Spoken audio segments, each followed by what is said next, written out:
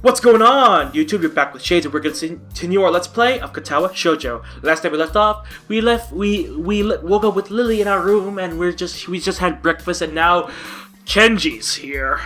I hate Kenji with a passion. Hey man, what's up? Haven't seen you in a while. Hey, just been busy lately with exams and stuff. Exams and schmams. A true Renaissance man needs no studying to excel in such things. Kenji does strike me as the kind of person that does well in school, even if he has a horrid attendance record and poor work ethic, so I have little reason to doubt his ability. To be honest, I'm a little envious of him. Between studying for exams and my time with Lily, I've had practically no time to myself. Maybe this is a bit like how Yuko feels. Good morning, Seto. It's good to hear you're doing well. It feels slightly odd to see Lily speaking so formally. She's come to address me more casually over the months, though I have seen her speak more formally to classmates from time to time as well. His name's Seto? Some people never change, I guess, not that I'd say her calm and polite manner is a bad thing. It's one of the reasons I like being around her to begin with, after all. Kenji seems to take a moment to work out who it is beside me, and probably hasn't noticed us holding hands either. And I wonder if those glasses of his actually do anything. Probably not. Oh, hey Lily, good luck on your exams too. I'll see you after school then, man. The slight edge to his voice makes me think those words are meant to be an imperative rather than a casual farewell. Guess I'll have to smooth things over later. Sure, see ya. Kenji nods curly. He moves to pass by us, but he's too busy glaring in Lily's general direction to take notice of her cane. Before I can try to react and save the situation, Kenji trips and reflectively reaches out for a handhold. Unfortunately, said handhold turns out to be Lily's arm. Ah, fuck! I hate Kenji even more now. Whoa! Both fall to the ground in a sprawling heap, with me left feeling rather helpless. Ah, damn, are you two okay? Kenji quickly rises back up, seemingly unfazed by the accident. No problem, man, no problem. This is nothing. My body can take much worse abuse. Lily lies face down on the grass. She doesn't look hurt by the incident, more startled than anything. I move closer to offer my help. Are you alright, Lily? Hey, Seto? Kenji offers her a hand, tentatively touching hers to let her know what he's doing. He says some odious things sometimes, but I do think he's maybe a genuinely good person at heart. I imagine he feels pretty bad about this. To his surprise and mine, though, Lily pounds on the ground with her fist without warning. Damn it! Kenji freezes, entirely caught by surprise at her outburst. I'm just as shocked. She never acted like this before, not even around Shizune. Seemingly only now remembering that there are people around her, Lily slowly climbs to her feet. Her face, as she does, makes me retreat a little. I can only catch a glimpse of her expression before she turns away, but it's not something I'll forget soon. She showed plenty of annoyance during her clashes with Shizune, but this flash of anger was something else. There's no way that this is just about this petty incident. She pauses for a moment before sighing and walking on ahead. I really don't know what to make of this. I'll talk to you later, dude. See ya. Yeah, see ya. Oh god. Oh dear. Oh my. What a way to start an episode, but jeez!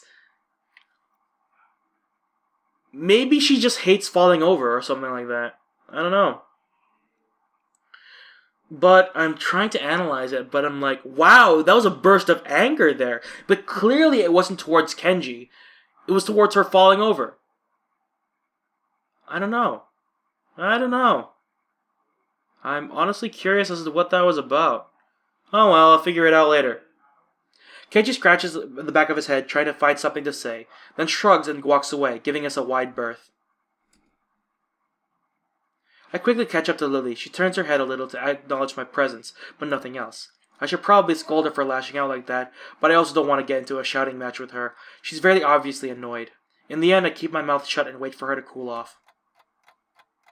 I'm really curious as to what that was about, but in all honesty, it was probably a good call not to say anything. After a quiet walk-in, we eventually reach the top of the third-floor stairs, in the junction where we part every day.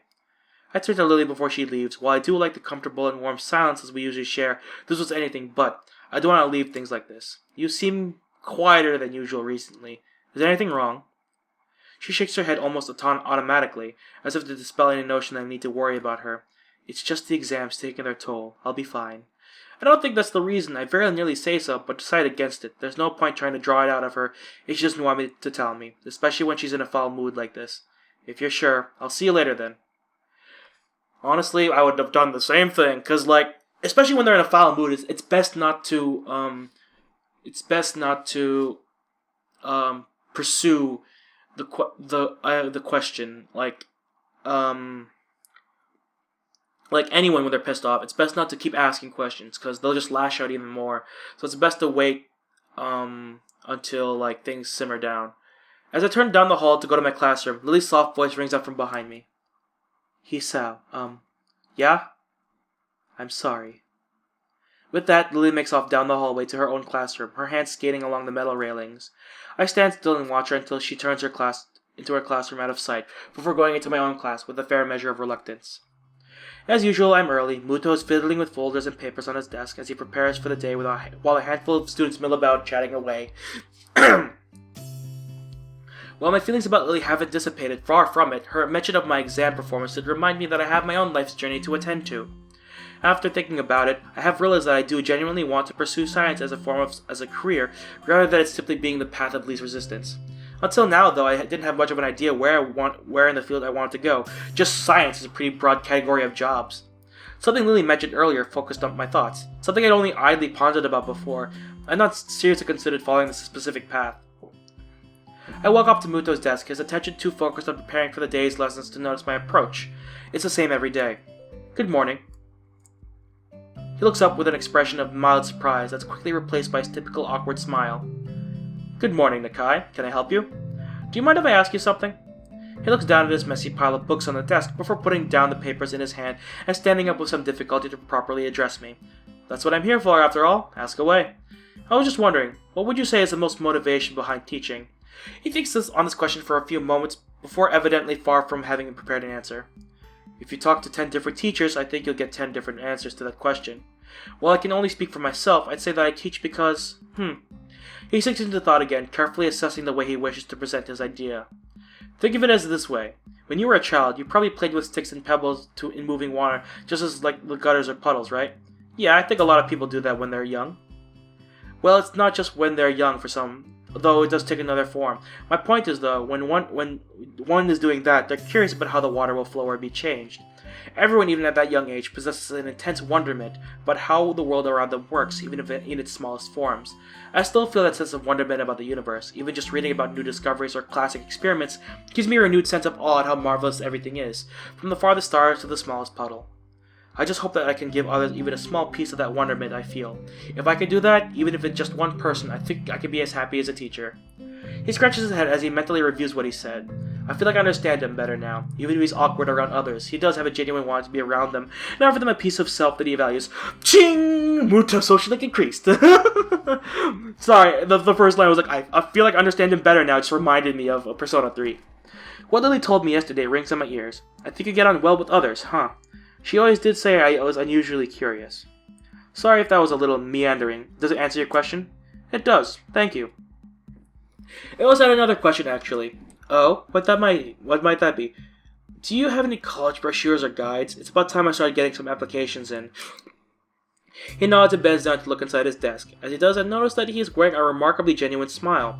I don't think I've ever seen him act this natural around others.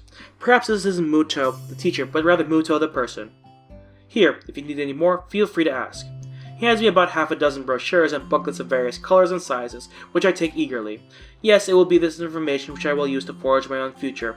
I think now, after all this time, and all these trials, I can finally start to see the big picture of my life ahead of me. My body may be like this, but my mind is still very much able. Thank you.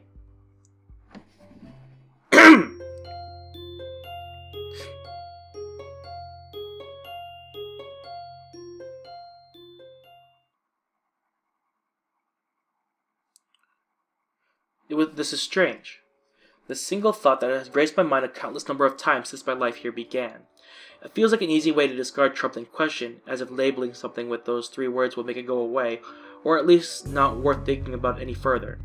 My life before my heart attack feels more blurry every time I try to remember it, and my mind struggles to keep up with all these events suddenly happening around me since. I heard somewhere that this is what it feels like to be left stranded in the country with only the most basic understanding of the local language. Indeed, when I think about it, that seems like a marvelously apt analogy for what's happened to me. But such situations are also supported to make you feel very capable in that language very fast, as you're forced to learn it in order to survive. But another way, the situation becomes sink or swim. I wonder if I've really managed to swim after all of this time. The exams are stressing me out a lot, even though they're finally coming to an end, but I have remained in Muto's favor, and I have some sort of direction for my future now. But I keep using this stupid, meaningless phrase. This is strange. It really is amazing how fast one comes to accept becoming surrounded by people with sometimes incredibly jarring disabilities and conditions. So much so that I really wonder why I feel so much like a foreigner. It certainly isn't a lack of socialization or friends. I've come to know most of my classmates on first-name terms, and I know a few others around the school. Whether they're missing an arm or a leg, the students here are just like anyone else of their age. I can navigate the halls that once lost myself in with ease that I'd not expect to ever have, thanks to the school's logical layout, and I can engage my teachers in comfortable discussion. I swirl around gently the tea in my cup, and the reflected image of my face becoming distorted by the moving liquid. This is strange. I used to hate drinking tea. Maybe I'm thinking too much. The familiar sound of china rattling from a teacup touching an accompanying saucer rings out. Is something the matter? Don't worry, it's nothing. Hanako! Yay! I'm going on your path eventually. If Beth ever has time to record. I take a long sip of the tea in front of me as the girls do. Just whiling away the time in Lily's room, sipping tea with her and Hanako. It feels familiar, almost nostalgic. So how's your work in the newspaper club going, Hanako? I want to know too. It sounds like it would be quite interesting. Hanako's face turns down at the attention placed upon her, though her smile belies the fact that she genuinely likes being the center of interest for the two of us. It's good. I think I'm getting better at it. Naomi and a couple of her friends handle most of the jobs, getting stories and stuff. I just do the computer things, like putting the stories together and getting it printed. It's nice, since I can sit and concentrate. I see Lily's low-tech nature isn't shared by Hanako. While sitting in the room compiling other people's newspaper articles into documents doesn't strike me as overly outgoing, it is heartening to see her widening her circle of friends. Baby steps, I guess. It's probably just much better to be expecting her to become a socialite like Lily. How are you finding Naomi? I heard she can be quite troublesome at times. And Lily's going into her mothering mode over Hanako. Letting go of her is something she's had to learn. Hanako scratches her cheek, taking on the answer. Naomi's nice. She's a bit loud sometimes and a bit tiring, but she's really helpful. Her friends are nice too. That's wonderful to hear, Hanako. I'm glad you found a source of such enjoyment. Lily's smile is warm and genuine, but I can sense a touch of wistfulness to it as well. Hanako seems to miss that entirely, but I don't think for a second that I'm imagining it. I suppose it's because I've slowly come to pay more and more attention to everything going on around me. With things seemingly faster and faster, it feels like I'll be missing something if I'm not as observant as possible. With the exams, my newfound love life, trying to fit in some studying regarding my options for college and university, and my heart condition applying the brakes when everything is at irritatingly random times, my brain's been in overdrive recently. It makes me appreciative of the rare quiet times such as these.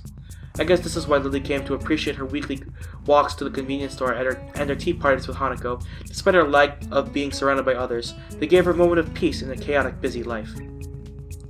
Thank God the exams are over, eh? The comment draws an earnest chuckle from both of the girls. It seems like everybody's been a lot happier since the exams ended last week. So what are you doing for the summer holidays, Hanako? Only...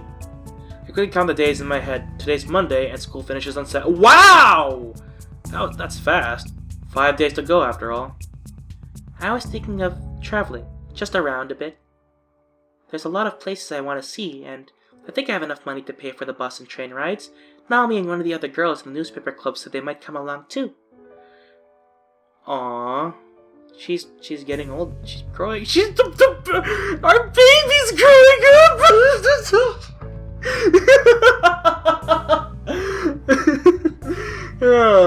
Their baby's growing up!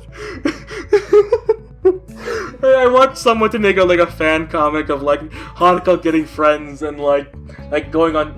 thinking of traveling with friends and he's just clinging to Lily going, her baby's growing up! It sounds so funny. Her look indicates she's given the matter quite a lot of thought. I'm kind of surprised that she's contemplating something like this. It seems she really has become intent on striking out on her own. Is there anywhere in particular you're thinking of going? I was thinking that Kyoto sounds nice. I think I'll go to a few places, though.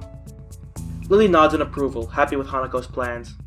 While I cast my eyes to Lily, I refrain from asking her the same question. She's been evasive with her plans for the future for a long time now, but I never seem to get a good time to broach the subject alone with her. Every time it comes up in conversation, it feels like she's either unsure of herself or simply dodging the question. It's troubling. Be sure to call sometime while you're out and about. I gave you my number before, right? Hanako gives a quick nod, a happy smile on her face. It's strange to see how happy people seem to become when they have a goal to work towards. Ugh.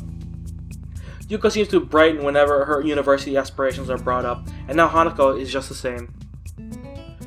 So why do I feel this uncertainty? And why Lily too?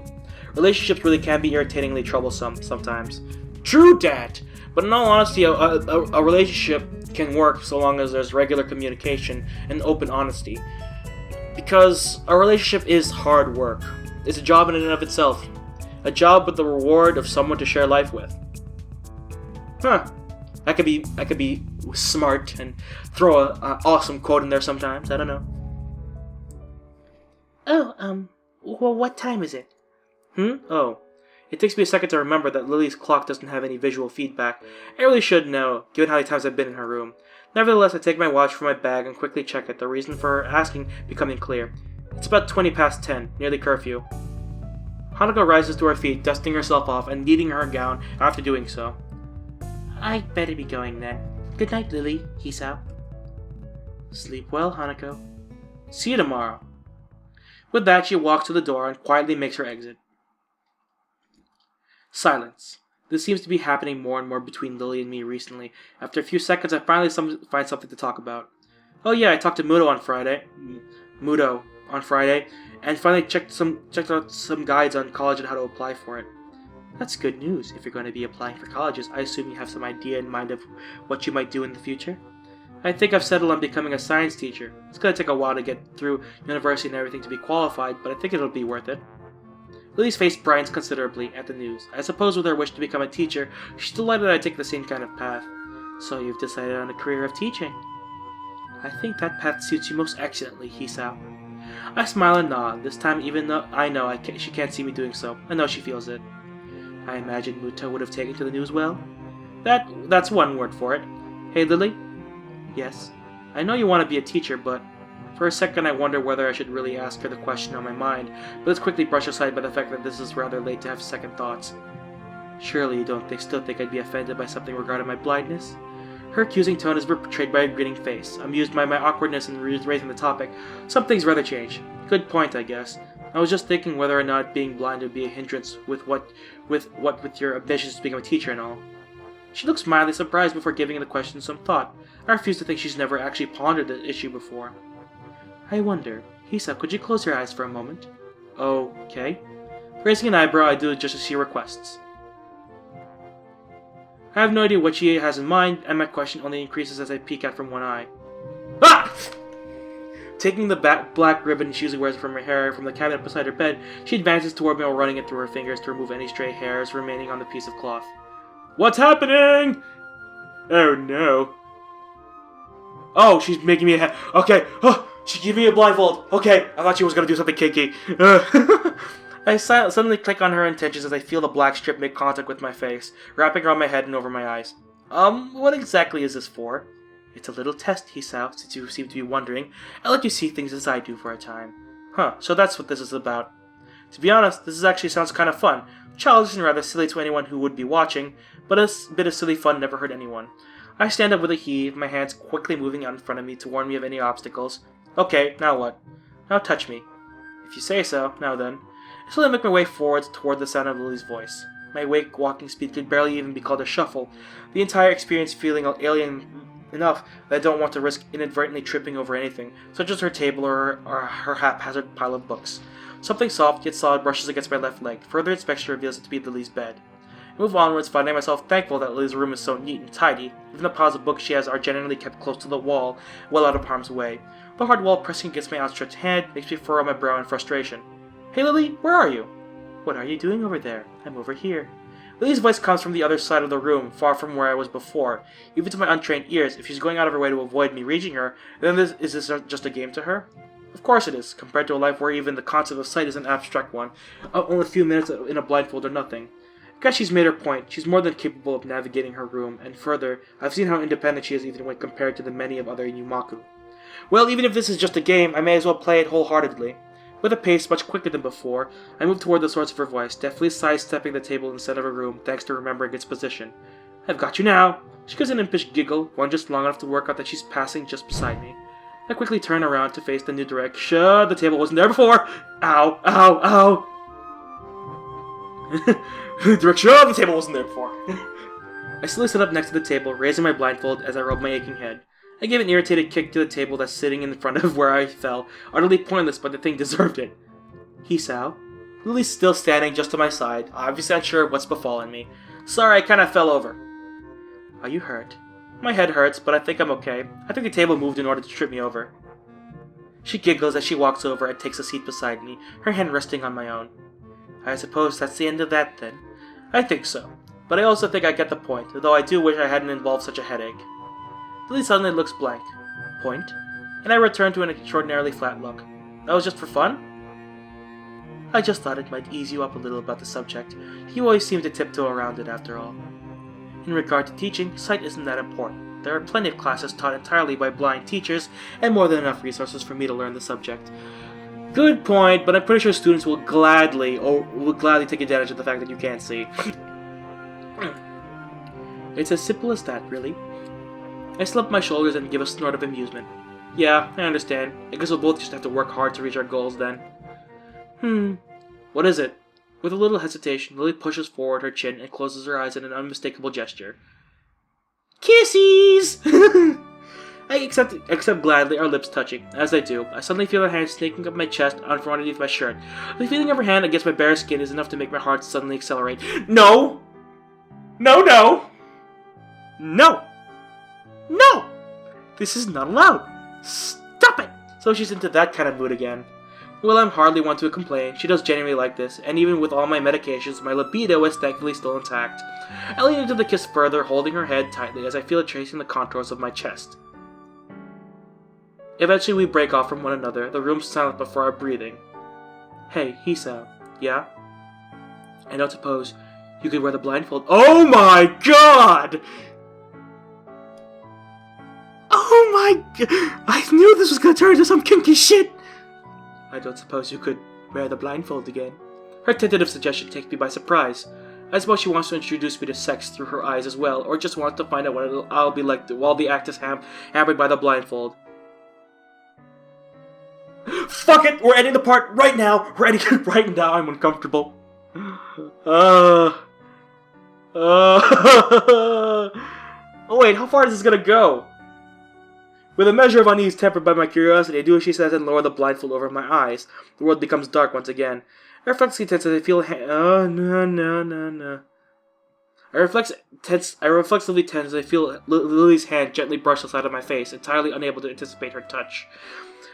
Early to get more used to contact like this, even after the weeks we've been going out, it isn't natural for me as it is for her. Silence? Hey, Lily? Shh. I obediently follow her instructions and quietly listen, trying to make out anything that's happened around me. Compared to before, when I was chasing Lily, I needed to carefully navigate the room obstacles now gone. I can take my time and concentrate much harder on listening. It takes a while, but I can eventually pick out the soft sound of her breathing in the otherwise dead silent room. In, out. In, out. Measuring it against my own breathing, I realize that it's definitely deeper than normal, especially for her. Another sound makes its way to my ears, one that I can't identify immediately. I don't think I've heard it before, but my heart skips a beat as I realize the source, my hand almost frantically reaching out toward it. Her face feels softer than usual under my touch, her head just barely turning in acknowledgement toward the fingers in her cheek. Hisao. I gulp and take a moment to try and calm down. I need all the concentration I can to muster while I'm like this, in order to fully take in my surroundings. After a few deep breaths, I think I've managed to collect myself with a touch so light that it wouldn't disturb a feather. I start to move my hand down her body, and I can feel myself losing focus again, thanks to those thin silky pajamas of hers resting so perfectly over the curves of her body. If she's like this, then it means she has to be sitting against her bed, facing me. Now to continue. Oh no! Right, that this must be her hip. If I move slowly downwards. Fuck it, I'm done. I'm done. This is where it ends. And the next part's gonna be another unlisted part. I think. I don't know. depending on how far this goes. But anyway, thank you all so much for watching. If you like this video, hit the like button. If you want to see more videos from me or from the series, hit that subscribe button. And you are now exiting the Shadyverse. My name's Shades, and I hope you've enjoyed your Day of the Shade. See you guys later. I honestly hope this is not another sex scene. I hope it's just another like experiment. I don't know. Anyway, bye bye.